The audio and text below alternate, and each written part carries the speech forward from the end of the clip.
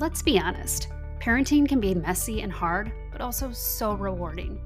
In this podcast, we'll share all the ups and downs of parenthood, as well as share some of our favorite tips and tricks for parenting using both our experiences and expertise from our professional lives as a speech and language pathologist and teacher, but also our everyday lives as moms, just trying to balance it all. We're so glad you could join us.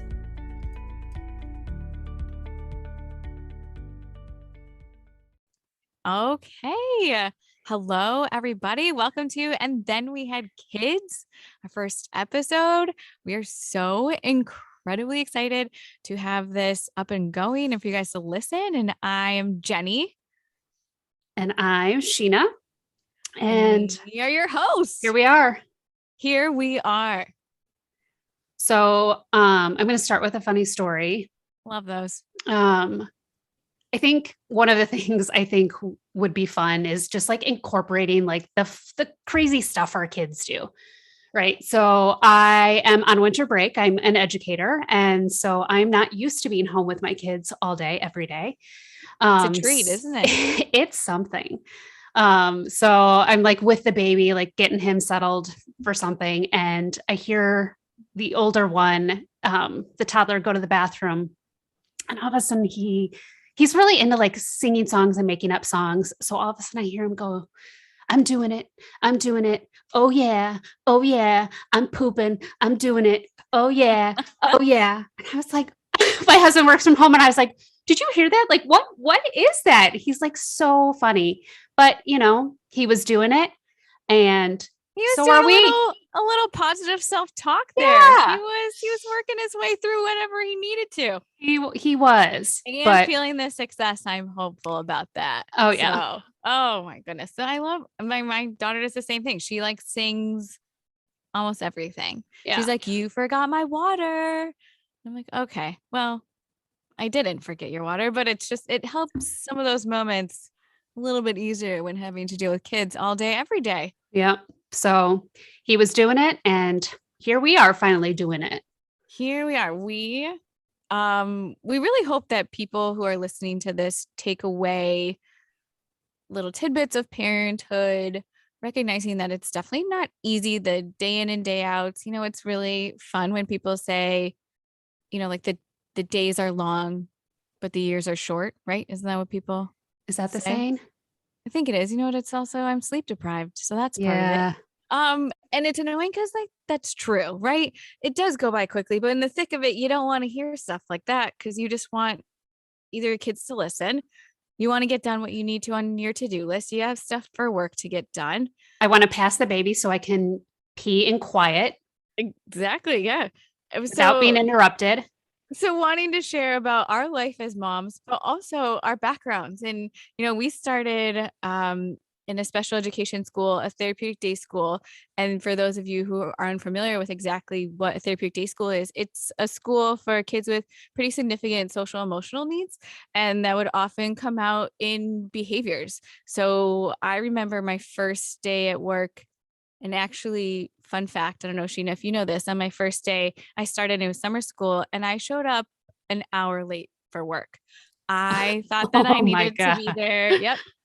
True story. I thought I needed to be there at 8:15, but that's in fact when the students arrived for school. So I was off to a hot start. And I walked in and one of the classrooms I was observing in that day, just getting the lay of the land. I think they were doing math or something, you know, one of the academic classes, and a student was becoming frustrated and he flipped a desk. And those were the kids that we worked with on a daily basis. And our goal for those kids was to really help them develop coping skills, being able to communicate more effectively and manage those emotions that every child has in some form or fashion at some point. And no emotion is wrong, right? We can feel angry. We as adults feel all those emotions too. We hopefully just have some better coping strategies. And as parents, we have to figure out new coping strategies as our children find ways to trigger us even more. Yeah. So I kind of jumped ahead, but it is so we started in special education. I have a background. I am a trained speech language pathologist, and Sheena, you were one of the teachers. Yep. Yeah. So I'm a learning behavior specialist, a special education teacher by background. I also have my certification in general education, which I think is one thing that people don't necessarily think of when they're like when you're talking about a student with emotional or behavior challenges or needs. That doesn't necessarily mean they have learning disorders, right? Like Yeah. so many of my former students were also gifted, right? Like that twice exceptional. Um, so it helped to have that general education background as well for those students. So Yeah, and we share this because, like I said, we want to talk about us as moms in our podcast, and also be able to share helpful strategies that we've not only learned and practiced daily, but that we spent years teaching other kids and their in families, their right? The families. kid is one piece of the puzzle of how things are successful and you see change in a positive direction.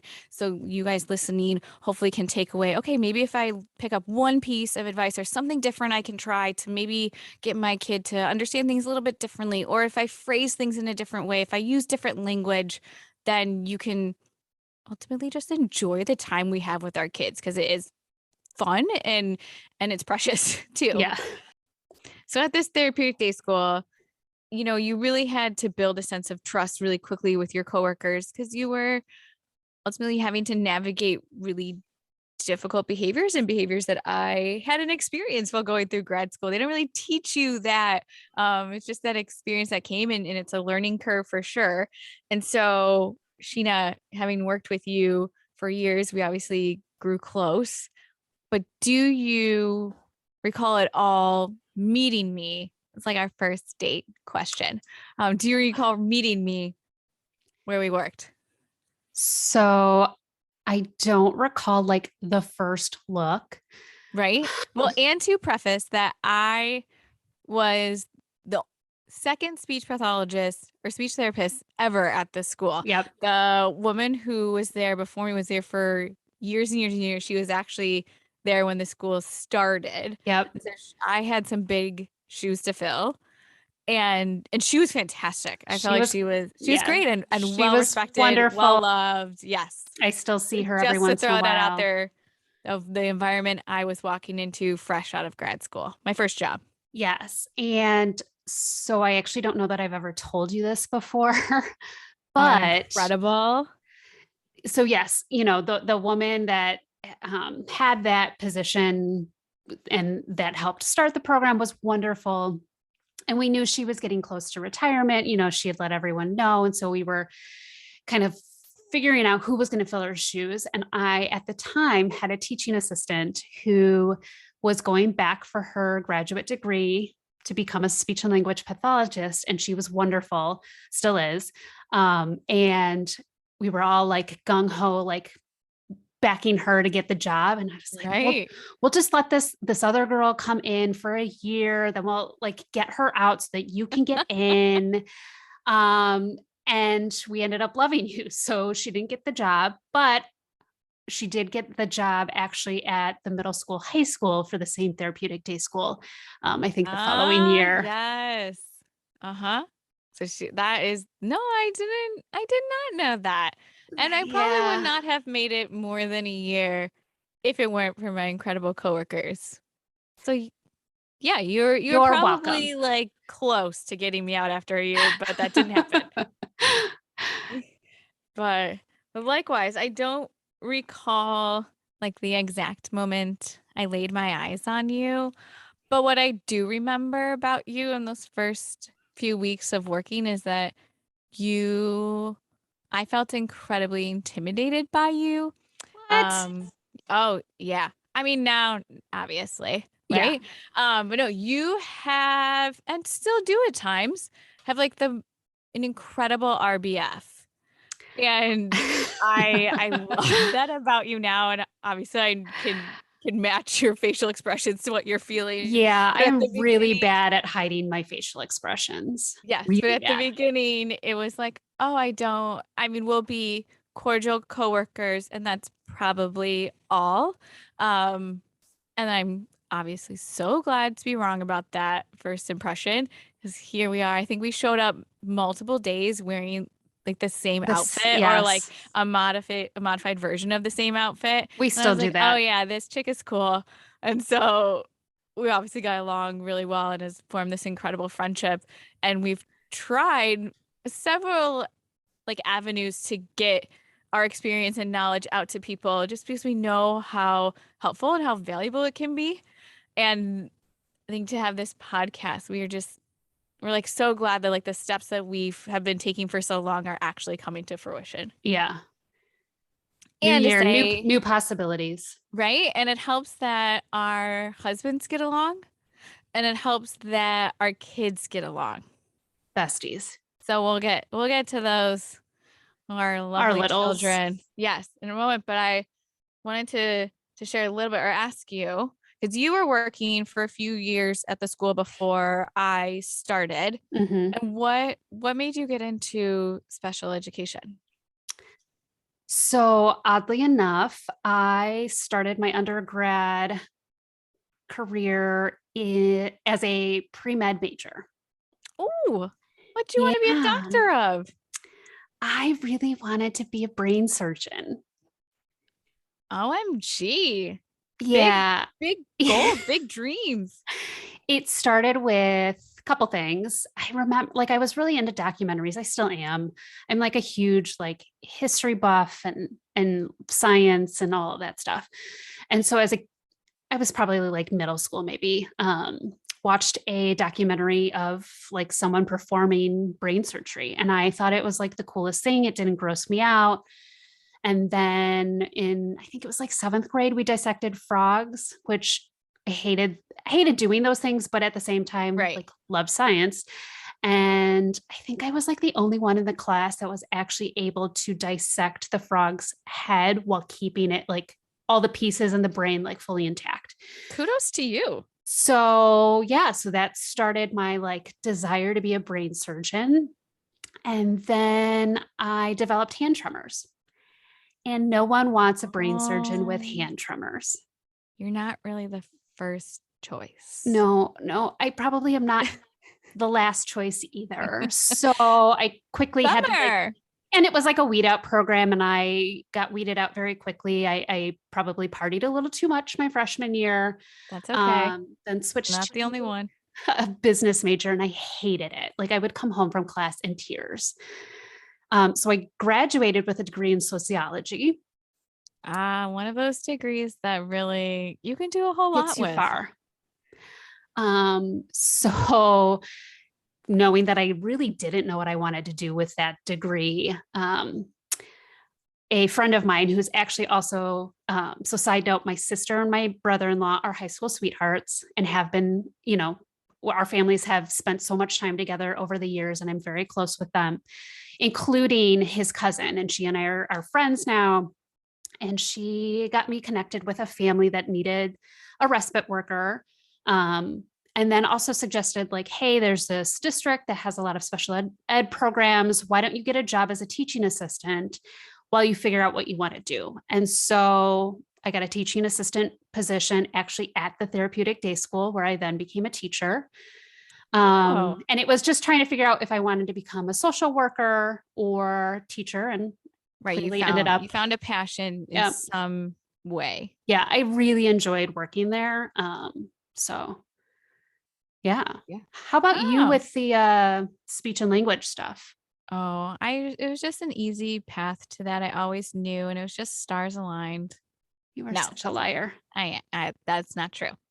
So I also went to school for something quite different. I went to school and majoring in industrial engineering. What? And so, yeah, What? I I enjoyed math quite a bit in high school and I was very much influenced by my dad who was like you would be great engineering, there's not it's not a lot of women in that field. You could really, kind of pave the way. And I remember him telling me that I could help design or manufacture like better shampoo bottles. For And whatever reason, that you were like, yes, that's what I I want to do. I want I to go mean, into industrial engineering so I can create shampoo bottles. I bless mean, my someone dad's has to heart. do it. I mean, someone does, and bless my dad's heart.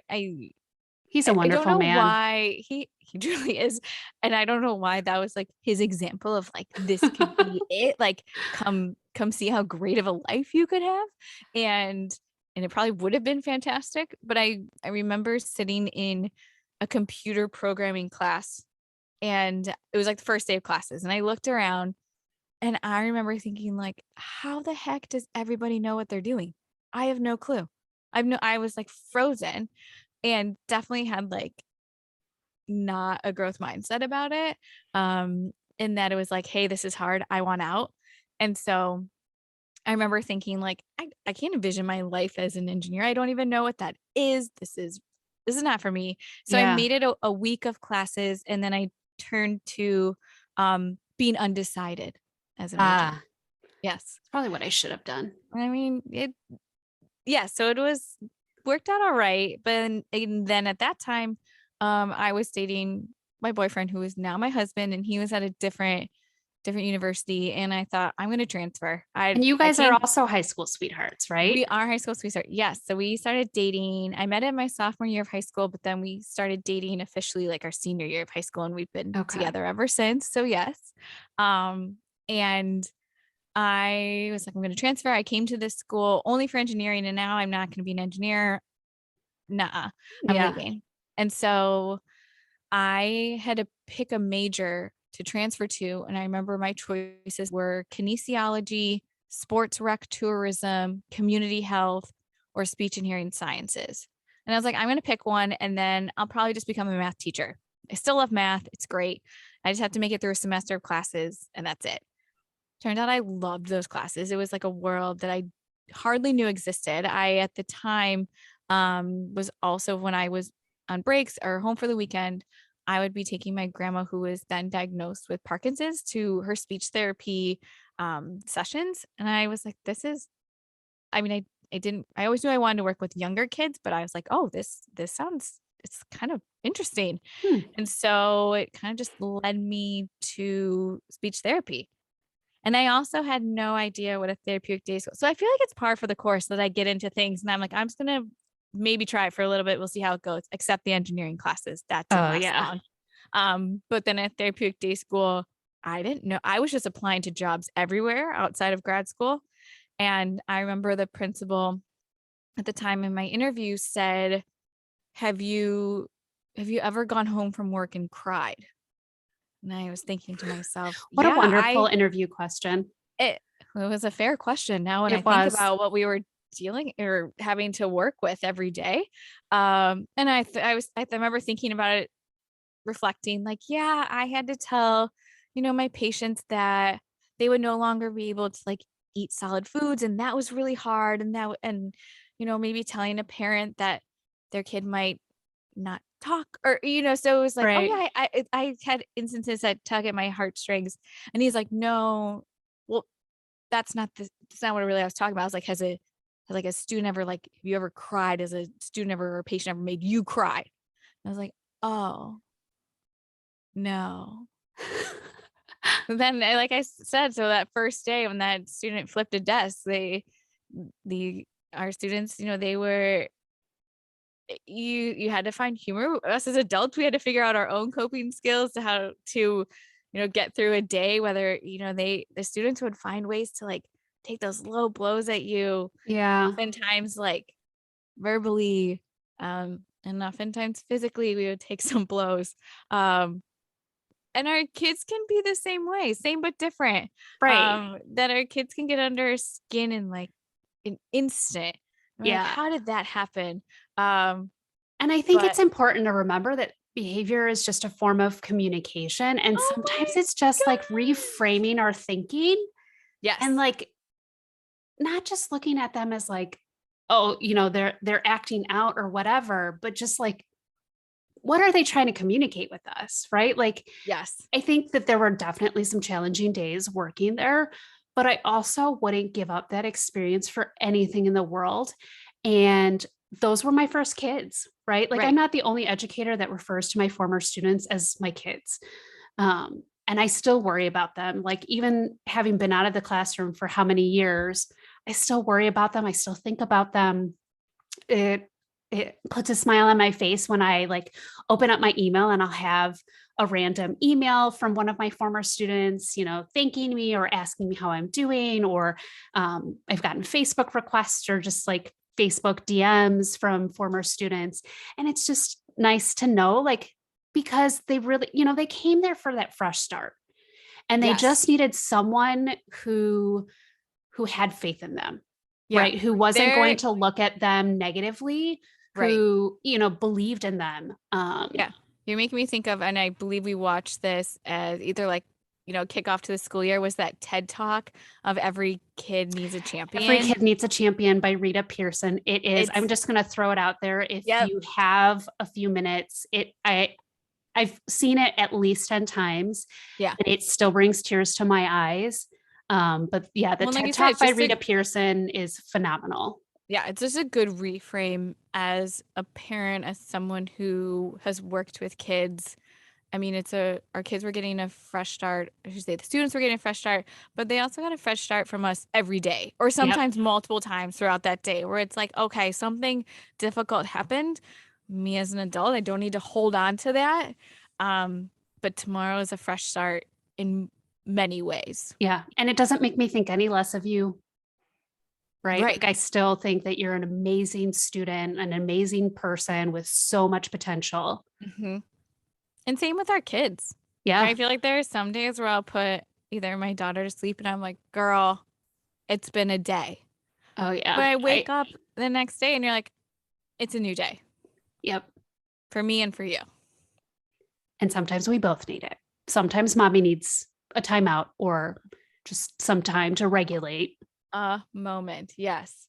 And so thinking about our wonderful children, we were fortunate enough that we both have two kids, and our oldest are actually they're both sets of kids. I'm trying to explain that. They're 1 month apart. So you have a son, I have a daughter who's 3.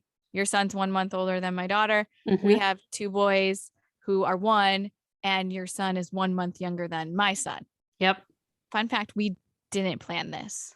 We did As not. much as I would have liked to say this is like our destiny as like coworkers turned friends, turned moms, that's not what We did not happened. plan it this way. I mean, No.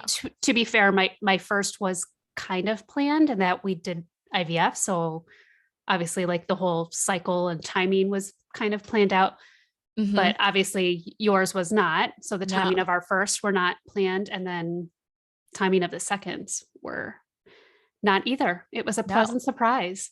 Pleasant surprise. So we are kindly forcing our children to be best friends for as long as possible. Yes. It's not a And luckily choice.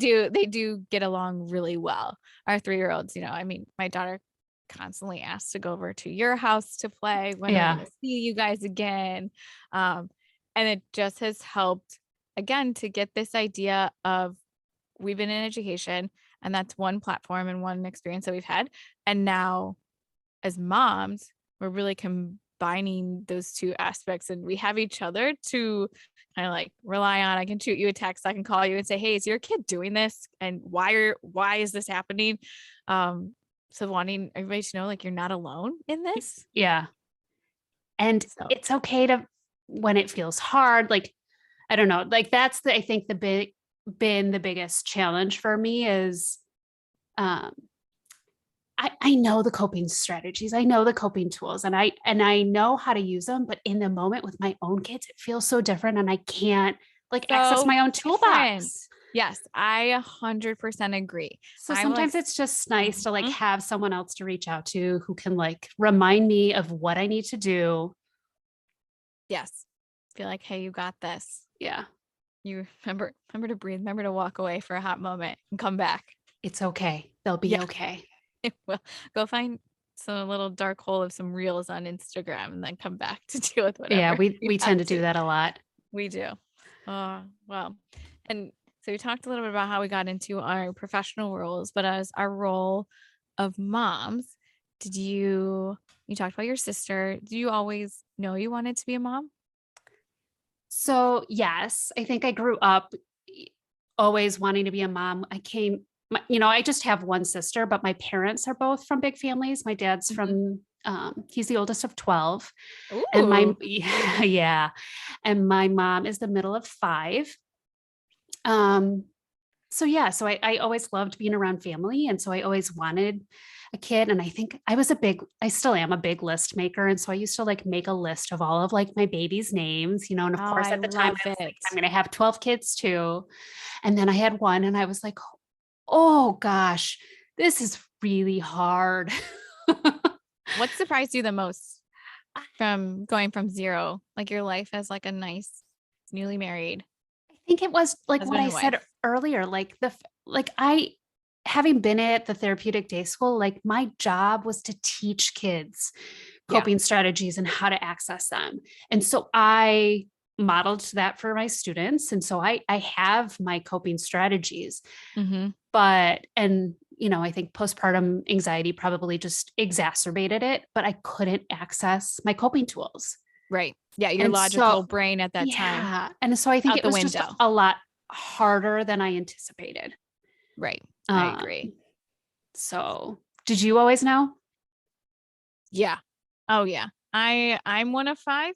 And so I always knew that like that was like a guarantee if everything happened, which it did, luckily, that I was gonna be a mom. That was like Yeah. a no-brainer. Um, and but what did surprise me, my mom, she talked so like highly about when she was pregnant. Like she loved it. She would have had more kids if she could have. Um, and now thinking about it, I'm like, Mom, you're crazy. Five was plenty. Oh, But so it what surprised me was how much I did not like being pregnant. I didn't either. I was so surprised. I thought I would like love it, like cute belly. No, you don't feel like yourself. You don't get to, enjoy things the same way. You just feel so off. And then as like keeps going, you're just more uncomfortable. You don't sleep. You're having to get up to pee all the time. It is Well, and I just, think we've talked about this before. Like your kid, both times you were pregnant, like neither of them, like they kicked, obviously, and that's how you know that the baby's moving. But like yes, both of my boys, it was painful. right. Yeah. But you didn't have that, right? No, no, My sister didn't either. So jealous. no, not the pain of like, please stop cracking my rib, Yeah. little one. No, I didn't have that. No, but, but it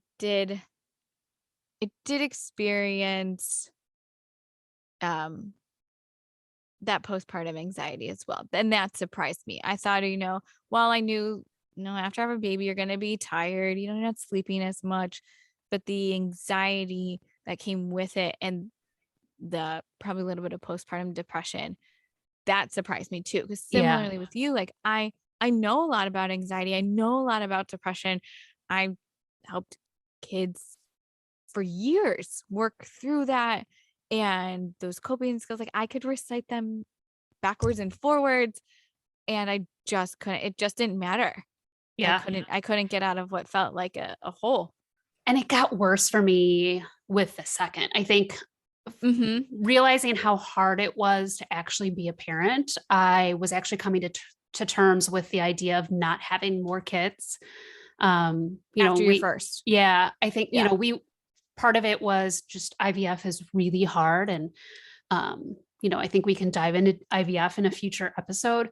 But it was just so emotionally drained and all the shots. Like I told my husband, I was like, I can't do this again. I can't It's go so through it much on your again. body.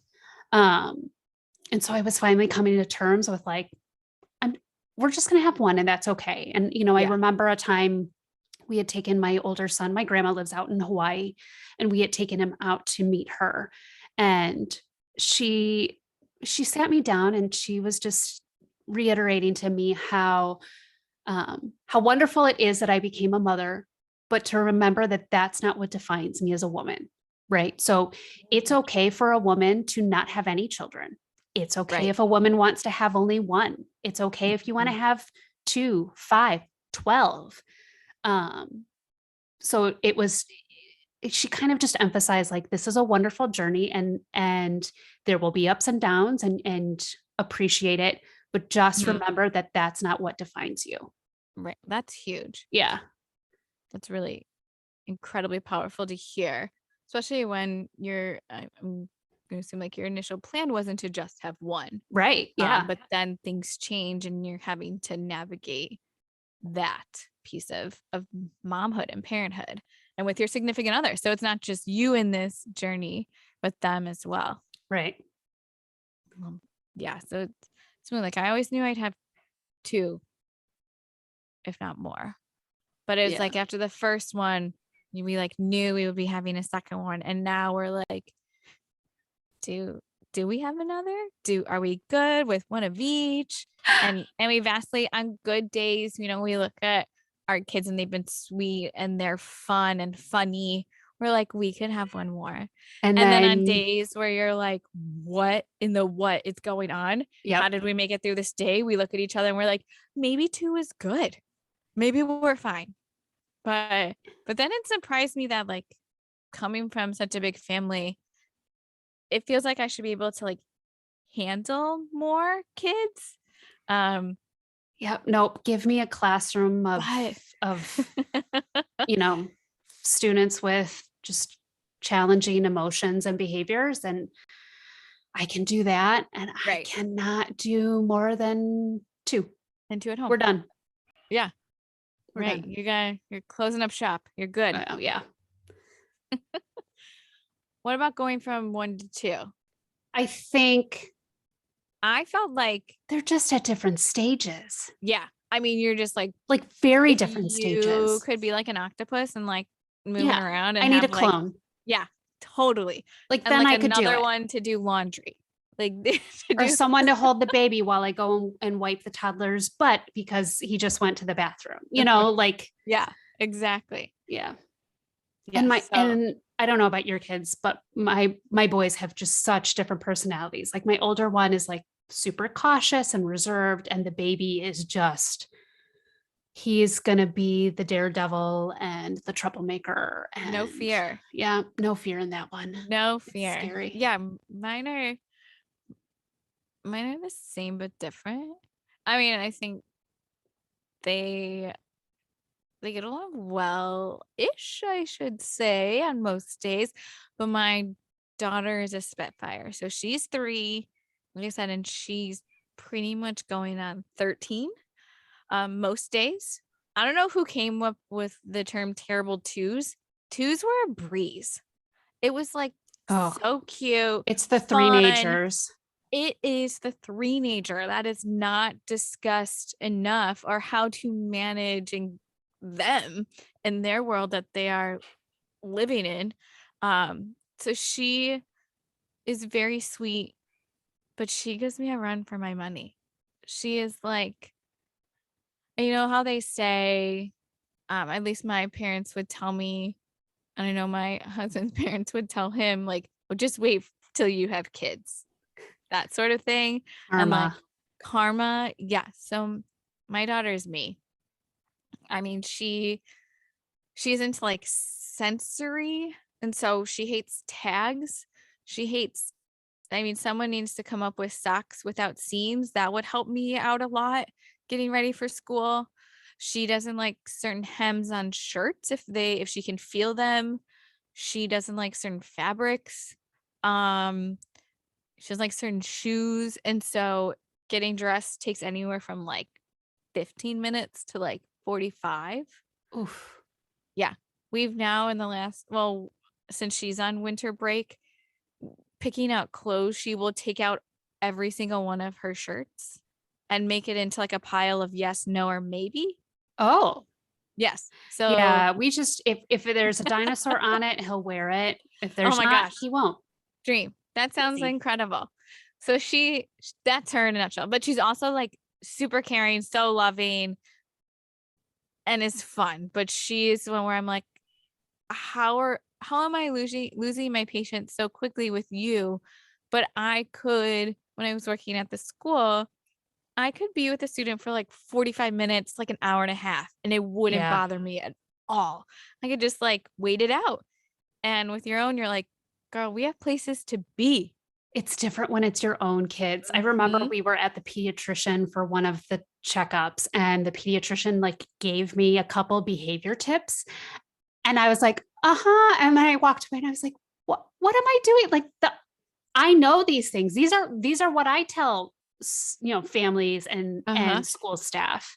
Right. So it was just funny that the behavior specialist was getting behavior tips from the pediatrician. So Just sometimes it's nice to get a refresher and stuff that yeah, you already know doesn't hurt. nope. Right.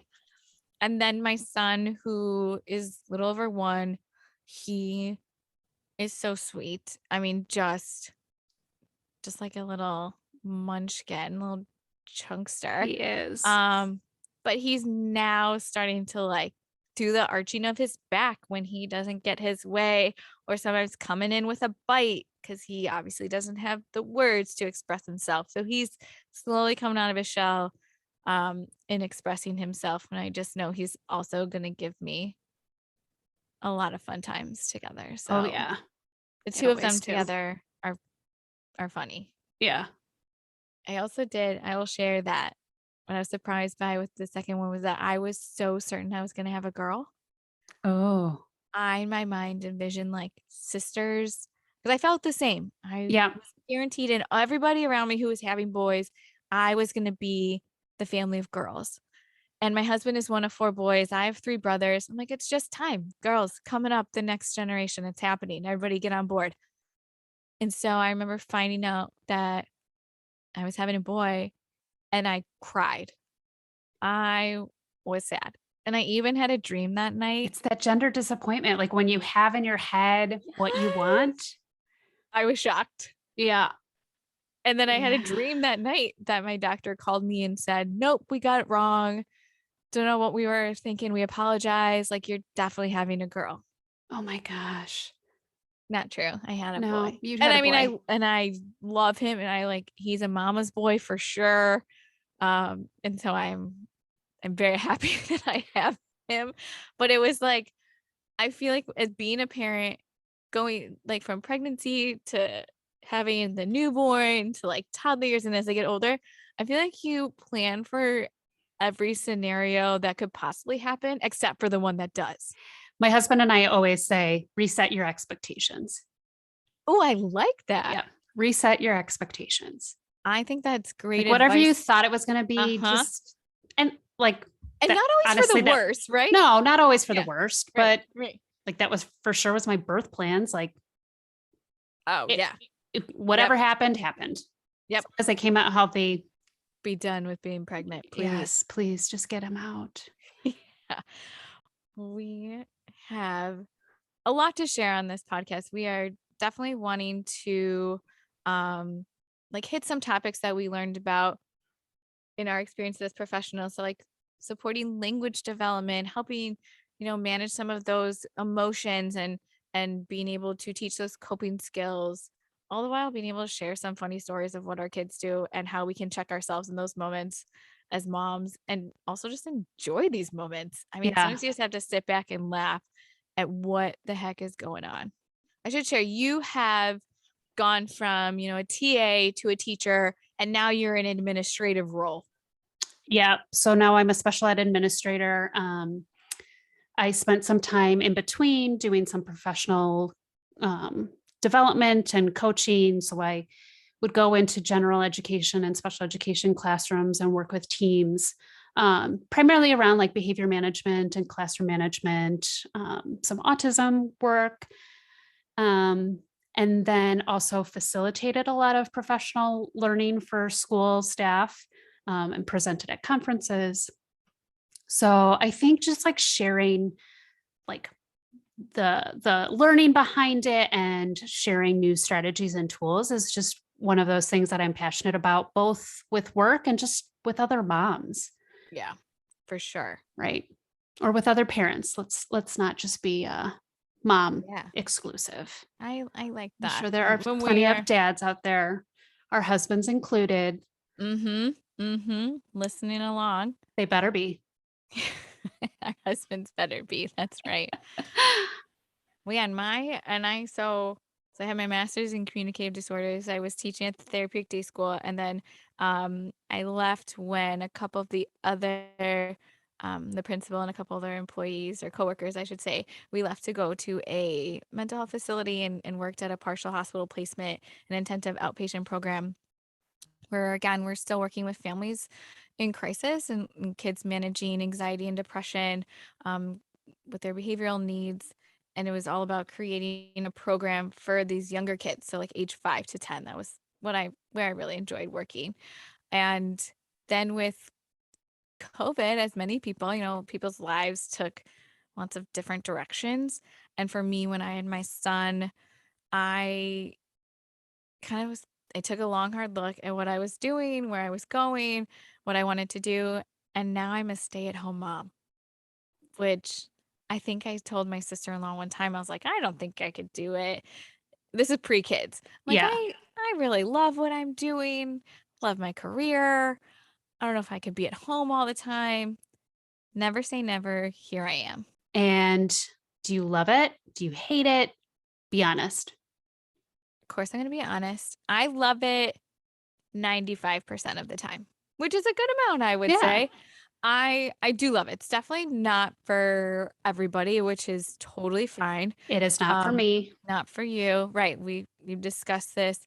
I I enjoy kind of setting my house up like a little preschool. And I learned my mom was a preschool teacher. She was an elementary ed before she was a stay-at-home mom. And then she went back to work as a preschool teacher. And our house growing up was always kid friendly. And their house now is incredibly kid friendly still. Yeah. And so I have every room is like available to play. I kind of do like mini therapy sessions in a way, not so formal, but um definitely strategic in what I have out for my kids. I enjoy like doing little crafts with them. Um but there are days when I'm like I need to see an adult. I need to talk to an adult. I need to go have like a girl's dinner or I just need to like go upstairs for a half hour and don't talk to me. Yep. That happens. I remember so my son obviously being born last year, and we had pulled our daughter from school because of COVID and all the unknowns and all that stuff. And in the summer, I was like, why? I'm going to be so sad when she goes to school. This is the beginning of summer. I'm like, I'm going to be so sad when she starts in her 3-year-old program. I don't like, it would bring tears to my eyes. I couldn't even handle it thinking about it. And then by the end of summer, I was like, girl, you can go. 3 days is going to be great. And Mhm. so school is awesome. So, and I have that time to just be with my son, and that helps. So I'm not with the two of them all day, All every day. day. Yeah. Yeah. But I would say I do truly enjoy it. But like I said, it's definitely not for everybody. Nope. Not for me. No, which is cool. And I think that also brings the perspective to this podcast of you as a working mom. How are you balancing those pieces? What's working for you? What if you had to shift? And myself as a stay-at-home mom, what's working for me? What am I having to Right. shift? In order to feel like what your grandma said, in order to feel like what is defining me? How do I feel like How do, self-worth? How do I right. Like, how do you feel? still honor that while still Yeah. honoring the part of you that is really big and important in your life, right? To be a mom. Yeah. So I think our hope is to really just bring, a variety of perspectives. I think our hope is to bring on some guest speakers, moving forward too, that Mhm. may have some experiences that we don't. So that we're just kind of providing a well-rounded um, experience for everyone. Right. We are excited to keep this going. Like we said, it's our first episode. We hope that you guys have enjoyed learning a little bit about who we are, where we're coming from, so that when we share some ideas, you kind of have an idea of where we're coming from and the why or the so what. Why are we sharing this, or how are we doing it, or why we phrase things a certain way, or how we set up environments a certain way, so that there's rationale behind what we're doing. And I Because think sometimes too, it's just to give you the reminders, because I think sometimes these tips are things that you intuitively know, and life just gets overwhelming sometimes. And so sometimes it's just helpful to like hear it from someone else, like just someone else say it. And then you're like, Oh yeah. Mm-hmm. A lot of So stuff you're probably doing, just helping you tweak it a little yeah. bit too. Thanks so much for listening. We hope you enjoyed this episode. And if you'd like to help support the podcast, please share it with others, post about it on social media, or leave a rating and review. To catch all of the latest, you can follow us on Instagram @_and then we had kids. Thanks again, and like we say, life used to be carefree, and then we had kids.